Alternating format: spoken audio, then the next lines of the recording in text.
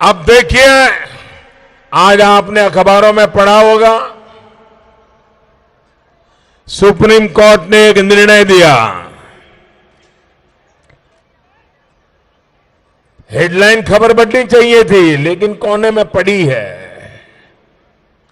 आप मुझे बताइए, जो कानून आप पर लागू होता है वो कानून मोदी पर लागू होना चाहिए कि नहीं होना चाहिए? होना चाहिए कि नहीं होना चाहिए? जो कानून हिंदुस्तान के सामान्य नागरिक पे लगता है वही कानून देश के प्रधानमंत्री पर लगना चाहिए कि नहीं लगना चाहिए? इसमें कोई भेदभाव होना चाहिए क्या? क्या मोदी प्रधानमंत्री बन गया तो उसको स्पेशल राइट होना चाहिए क्या? उसको विशेष अधिकार होना चाहिए क्या? ये परिवार चार चार पीढ़ी से विशेष अधिकार भोग रहा है भाइयों। मैंने लाल लाइट निकाल दी, लाल लाइट, तो भी उनको परेशान हुई। मुझे बताइए, लाल लाइट निकाल दी, किसी ने आत्महत्या की क्या? कोई मर गया क्या? ये सब ऐसे ही खैरखा बनकर के घूम रहे थे, लोगों पर रौब झाड़ते थे। अरे सामान्य मानवी की तरह जी नहीं सकते क्या? ये मैं इसलिए कर पा रहा हूं क्योंकि मैं आपके बीच में से आया हूं, आप में से बड़ा हुआ हूं। भाइयों बहनों, आज आपने कोने में अखबार में खबर देखी होगी, करोड़ों रुपयों का गफला, इनकम टैक्स में फर्जी कंपनियों के नाम पर गफला, और उनकी सरकार के समय सारी फाइलें बंद कर दी थी।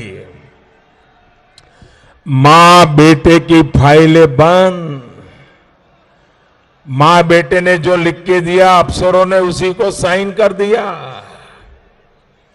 हम आए, लोग मुझे पूछ रहे थे कि मोदी जी आप तो 2014 में भ्रष्टाचार की बात बताते थे, क्या किया?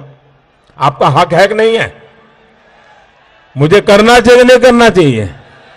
और वो काम देश हित का है कि नहीं है? किसी के साथ हमारा अन्याय करने का इरादा तो नहीं है ना? आपको विश्वास है ना?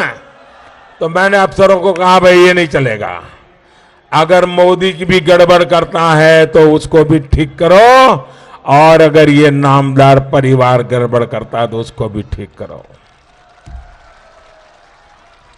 सारे पुराने मामले खोले गए, ये कोर्ट में चले गए कि ये सरकार पुरानी चीजें हो गई है, हाथ नहीं लगा सकती, इसको देख नहीं सकती, हमने जो किया वो फाइनल।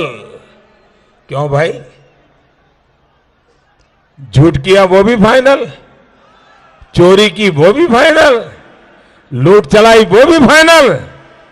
भाइयों बहनों, कल सुप्रीम कोर्ट में भारत सरकार जीत गई और सुप्रीम कोर्ट ने कहा कि उनके सारी पुरानी चीजें खोलने का भारत सरकार को हक है। अब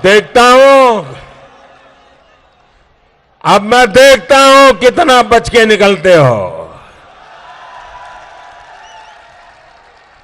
भाइयों बहनों, क्या कभी किसी ने सोचा था कि ये नामदार परिवार जो चार चार पीढ़ी देश पे राज किया हो, इस देश में ऐसे राग दरबारियों की फौज है। हिंदुस्तान के हर कोने में राग दरबारियों की एक फौज है, जिन्होंने दो दो तीन तीन पीढ़ी, इन चार पीढ़ी से मलाई खाई है, माल खाया है, उनका नमक खाया है। वे आज भी उनकी सेवा करने में लगे हुए हैं। क्या कभी किसी ने सोचा था ऐसे चार चार पीढ़ी से देश को चलाने वालों को एक चाय वाला,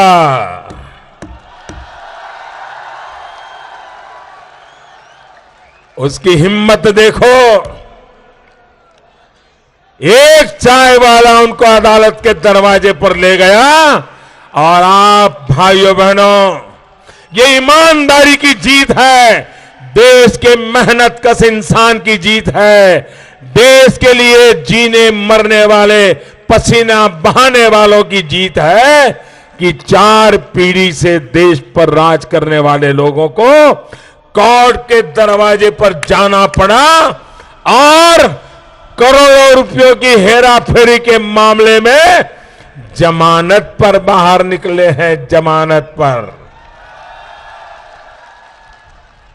भाइयों बहनों, आपके मोहल्ले में, आपके गांव में किसी पर सरकार ने मुकदमा किया हो और अगर वो जमानत पे आए तो मोहल्ले में उसकी इज्जत होती है क्या?